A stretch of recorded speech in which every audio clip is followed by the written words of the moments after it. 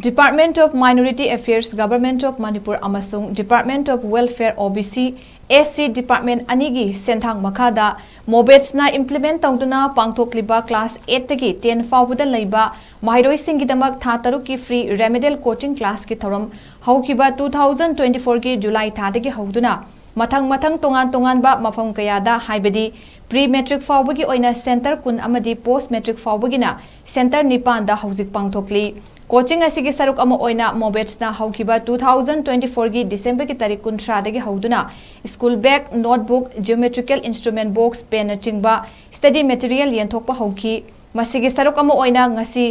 SA Educational Institution ngakpigani SA Educational Institute Irong Chesa School gi mahiroi singda school bag notebook pencil pen geometry instrument na chingba sing mobets ki assistant project officer Skipasigi official in charge su oiriba MD alamna yenthoki. Honorable Chief Minister ki koi photo na chingba yawba coaching ki maramda scheme adu koi na present iba adumba notebook adagi koi